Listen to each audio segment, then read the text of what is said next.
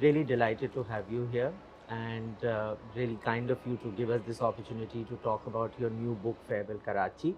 So, we will just do a short conversation and try and understand how and when and why this book happened. Before that, So, I would like to say that you came into my life out of the blue, invited me for the first time to your store, and every time I visit your store, wherever it is so beautiful, so aesthetic, and the fragrance and the vibration is thank you so so much. wonderful. You're always so well dressed that it's a pleasure to meet you. Thank you so much. That's a good note to begin on. I am an equal admirer of yours, and of course, you're a lovely sari wearing person, and that really adds to what we talk about in our brand. So, coming to the book, my first question is actually that the book actually spans 150 years, but in 161 pages. So, was this something that was like a conscious decision, or is it because of your film journalism, or is it because of the way you look at film scripts? What made you do such? Because when you think of such a thing, which is tracing so many generations and years, the first thing that comes to your mind is that it's going to be a long book, but it sort of surprises you that it's a very crisp and a very definitive book. So, what was the thought here? Actually, nothing is planned. I'm getting insights into my book through other people. Like you said, it's 150 years in 161 pages. The other day, I went for a function where he said the Sacred Games had 52 characters, and your Hmm. book has 52 characters. Okay. I just wrote it. I wrote whatever I knew of the family. And even when I saw the book, I was a little disappointed because it looked too slim Hmm. to be called a memoir. And for a while, I was depressed.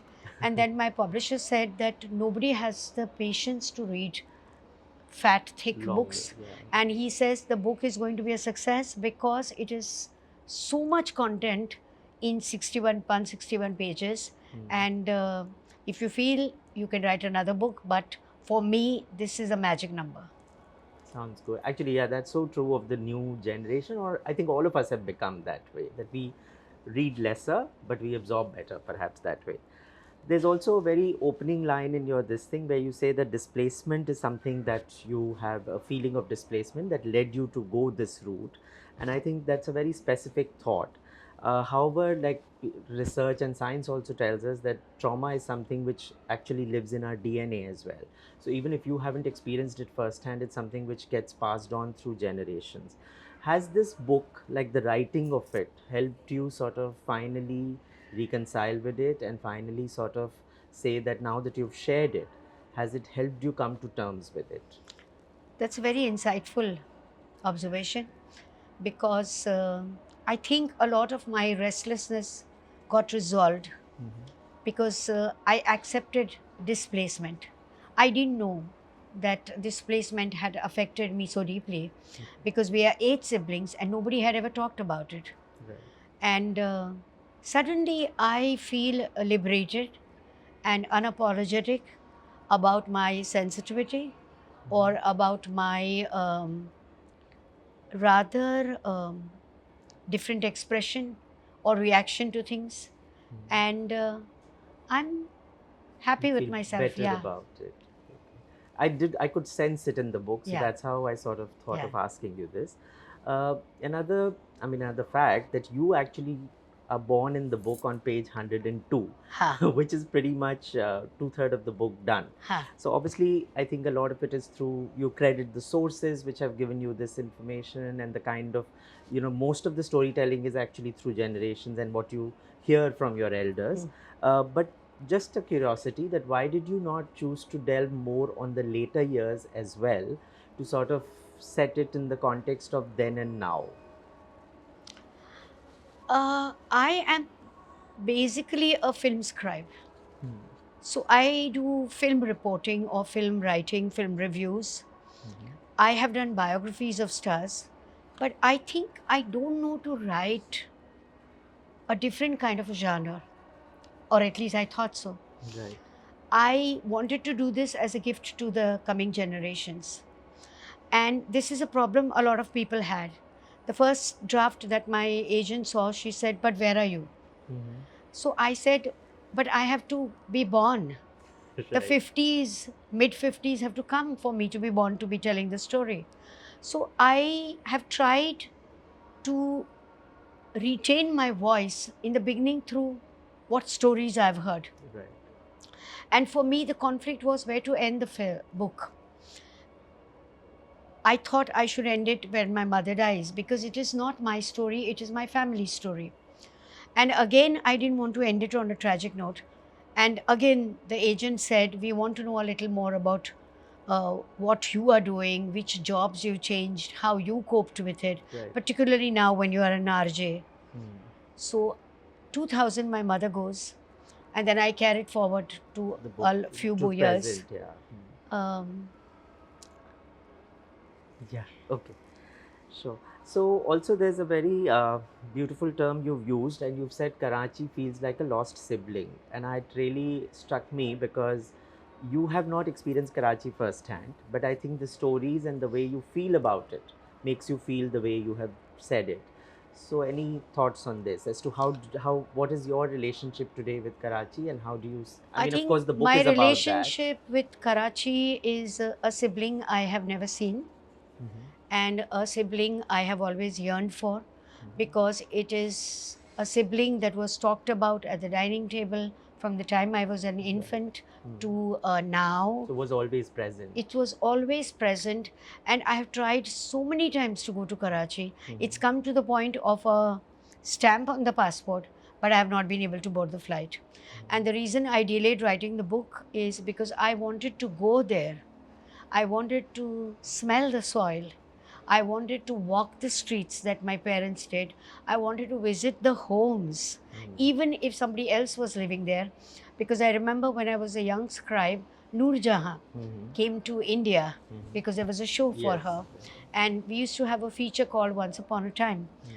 where we used to take the star to their old home, the humble beginnings. Correct. And we told Noor Jahan that we are going to take you there. And I was doing the story. And we stood outside the door, and she knocked on the door, and then somebody opened the door and she said, "Can I just come and peep inside? I once lived here." Mm. And there was a pause because the gateman didn't know her, Correct. and it took a while for the person to come out and recognize. So I have done that with my old home too, Right. where she was reluctant to allow me inside.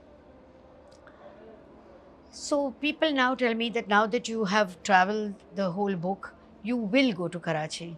Mm-hmm. But now the desire is not there. Yeah. The desire was to connect with my parents' roots, and I have connected it in my Right. own way. So now, whether I go or I don't go, it does not matter. And sometimes it lives better in the memories In and the the way you memories, have yeah. imagined it than Yes. actually seeing it real, Yes. because it might And not be at all that what you have actually sort of learned from others. also about. the situation on the country, the way Yes. it is, I don't Yeah. know. Sure. So also there's a very beautiful parallel that you sort of run along, which is about the status of women over the years, and I think I saw that coming recurringly. Also, I think it's whenever I do read something which is historical, I always feel that there is always a lot of social angle to it as well, and it actually documents how the society has evolved. So a few words that I have picked up are like selectively bent and break rules. This you've used for your grandmother, where she exercises within boundaries, or used a phrase about the relationship between the brother and sisters then, where a blood relation which was devoid of emotion, because there was a practice of alienating men and women, and therefore there was never too Yeah. much of a close bonding. Then you've used a word about incidents about women recycling, and I think this was something which originally we had it because it was either whether it was a life of less or plenty, we had this feeling of uncertainty, which made us a bit conscious of consumption. And then you use a very beautiful scene out of the book is when there's a reference to some relative of yours who gets evening blues and therefore the sundown syndrome. And I think that is also a way to sort of counter confinement. So I think these were 3 4 ways in which very subtly you have brought in the aspect of how the women lived over the years, and I really loved this parallel story. So I've just sort of taken it out of various chapters. But anything that you'd like to add to this? First and foremost, I'm very deeply touched because you touched upon all very intimate and very solitary things, which you, when penning it down, think that it's going to go unnoticed. And the fact that somebody has noticed it absorbed it and is talking to you about it is very heartening to me as a writer. My book talks about joint families, extended families, and their equations with each other, the equations within the genders, within the confinements of the house, and how the duties are divided. Hmm. So it runs like a well oiled machine. Right. Also, I noticed while writing it that the ancestors pass on their traits to you, and it can blossom and bloom in third, fourth, second generation anywhere. Right. My grandmother had the sundown Hmm. blues, and I had it till I observed it and I conquered it consciously. Um my grandfather was in film distribution, Yeah. and nobody in the family after that got into cinema. And you got. My father was in the cinema hall, that military Right. theater where he was doing the accounts, and then I got into it. And at all these three stages, it was considered a taboo. Correct. Um, I just feel that in the olden days, when there were too many siblings, they met at festivals in public, and it was always cordial and formal. Right. Later on, when the families shrunk and it became a fewer siblings, it became more, the dynamics changed, Right. and it was more intimate, more volatile. And then nowadays people have only one child, so the Like a child is solitary. into the adult equation with the parents all the time. Whereas, as the last sibling, me and my older sibling, seventh, we never really had access to the grandfather, who was Mhm. like a grandfather, Mhm. because he was passing on instructions to the older siblings. They were passing on instructions to the middle siblings, and then Right. the middle siblings were passing on to us. Hmm. And we were all marinated into the discipline of the house. Right. Actually, that was one of my other questions because you do mention this that there was no access directly to your parents, and I think then you also go on to say that direct access to your birth giver was something which Yeah. wasn't there, and then you also go on to define your mother-daughter relationship, which also is a very complex relationship actually. So actually, I wanted to hear more on this as well. That as to how do you feel that this over the years has evolved in the society? Like you just mentioned, you Yeah. did say that how it is now about being a single child, therefore Yeah. more as a friend and not as a parent. But I think in your various descriptions, I think you went through various stages of relationship with your parents Yeah. and your siblings. Yeah. So I think that also gets very beautifully captured in the book actually. And I think the liberating line comes from my mother, where Mhm. she says that relationships change after every decade That's right. Yeah. because your circumstances change, your economic situation, your worldview changes. Right. So there is nothing so idealistic Hmm. as what is today is going to remain Remain forever, that way. or I'm going to feel the same intensity for the same person. True. Because sometimes you move on and other people are not as evolved as you. Right. But the blood ties keep you back. Actually, you've used a phrase again that people change because circumstances change, Change. which actually, according to me, was like actually a summarization of the displacement itself. Yeah. Because you get displaced just because of situations, and Yeah. it doesn't have to be a physical displacement. Many a times, it's not just physical; it's just that mentally you get displaced because now the circumstances are different. No, and if you look at it, even you and I, when we are in school, we feel it's the end of the world. Right. But when you move to Yeah. college, you realize that your college bonds are much stronger, more mature, Right. and slowly you forget your school friends. Right. And then when you start working, And it keeps evolving. Yeah. and particularly in your workspace, Hmm. because you are creating all the time, and those who are bonding with you in your creation, it's a different bond altogether. That's right. That's right. So you are a discovery to yourself. I just also wanted to briefly touch upon your father as a personality because he comes across as really progressive. However, he's shaped a lot by the circumstances, where I think you mentioned briefly that he was earlier suppressed by the feudalism, and then later, obviously, the kind of experiences he had in moving from Karachi to India and the whole, so to say, the the impact that it had on him. So do you really believe that, these kind of hardships make a person a finer human being? Is that something that you believe in as a person yourself, and maybe from what you've learned from your father? I don't think I relate hardships and humanity. Okay. I think my father, by DNA, was a remarkable man. He Mhm. had extremely high values, Right. idealism, Hmm. progressiveness, and he was a noble man. And I think all the eight siblings, the confidence, the personalities, the strength of character, of never compromising on your ethics, of standing by your ideals, Mhm. comes from my father. My That's mother right. was the more artistic, the more creative, the more sensitive, and she gave us aesthetics. And she was a master of recycling. And sometimes my friends, I think, jibe on the fact that I recycle, because at home I still use when my saris wear away, Yeah. I make cushion covers, I make curtains. I take pride in it. Hmm. And I feel I'm a product of my circumstances. And the world can change. It's not about austerity, and there's nothing wrong in austerity. Mhm. I like the fact that I design things from what is left over in my And therefore cupboard and repurpose them. repurpose it. Right. It gives me a sense of fulfillment. And of course, this also reminds me of a few very beautiful incidences about values. So, like, there is one where you say that even the affluent exercised austerity. Now, this is something we've lost. Now, today, affluence actually means that it's about overconsumption or mindless consumption. We've forgotten that affluence doesn't necessarily mean that we don't have to be conscious. And that's something lost. Or something like, there's a beautiful one where you say that the always you would keep aside money because that's the deity's share in your prosperity. Now, again, that's such a beautiful value to live by.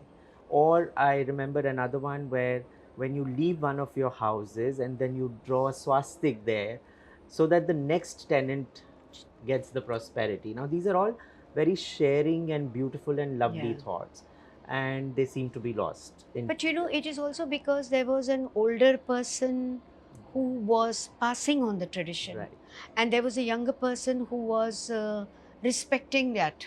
right. Today, you tell somebody, and they say, "Oh, I don't believe in it." Hmm, So you step back and you don't tell them. that's right. And that is how things are going to Dilute. Right. dilute. The fragrance is getting lost. Hmm. But they are finding fragrance artificially by putting it in No, their but it was rooms. heartening to read these kind of things. And I Yeah, think the more people get to read such things, I think they'll find value in it yeah. eventually.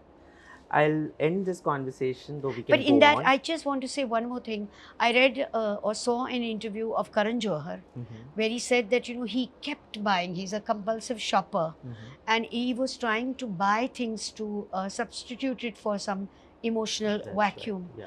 And I stopped to think that I'm somebody who has never shopped online. There is Hmm. nothing that I buy uh, if I have that already. Correct. Um, Somehow saris just keep coming to me, Mhm. because I think everybody associates me with saris, and jewelry there is enough. Right.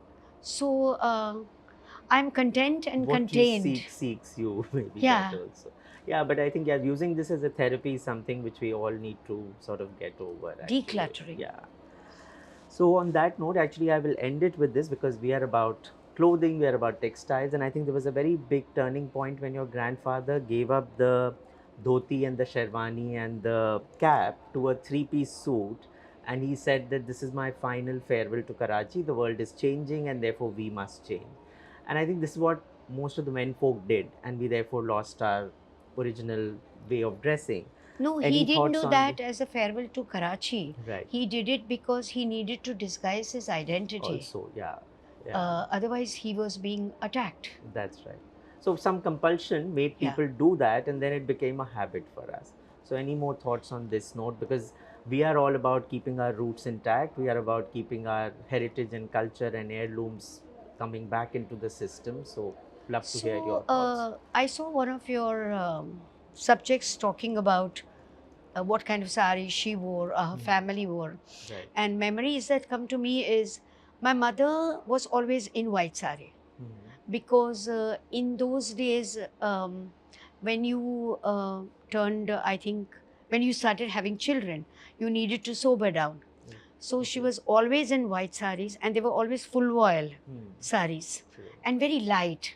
And they wore full voile blouses, and it was always to your this length. Right. She wore very simple but very exquisite jewelry. And Gujaratis don't have the concept of a Mangal Sutra. So what we wear is kanthis. Okay. Kanthi is in gold balls, all colors.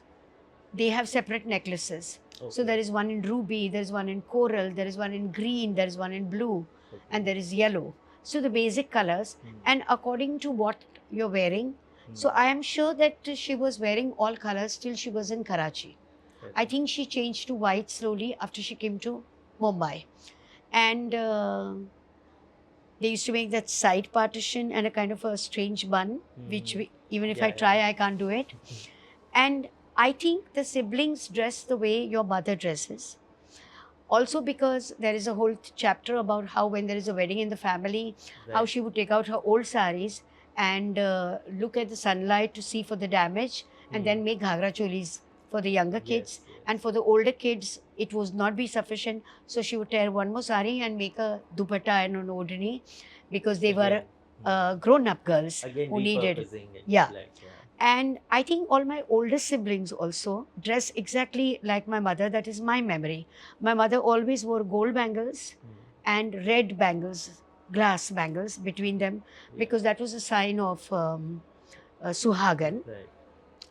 And you know, when I joined this show business, everything was always opulent, and everything was always excess. For example, if 2 bangles or 4 bangles are enough, I cannot imagine how in the movies they wore this much bangles and they danced and they were supposed to be homemakers. And it took me a while to shift my regulator to understand that what we wear out, they wear casually. What we wear at parties, they wear for dinners. What we wear at weddings, they wear at a slightly better occasion. And what we wear at our family wedding, they wear for all weddings. Right. So what happens is that when you shift, then it takes you a while to again get back to your life. Because in your family circle and your family friends, you are again losing focus about how you're supposed to dress up. That's right. Fortunately, because I dress the same way, it is all right. So, but it was. But really it was always, the fabric was always the fine loom. oil, yeah. And no, even later on, all the sisters wore either cottons or silks. Yeah. Synthetic was never worn, Yeah. and fake jewelry was not allowed. Right. When I was graduating, they would make diamonds for the ears, and you should not replace that with anything.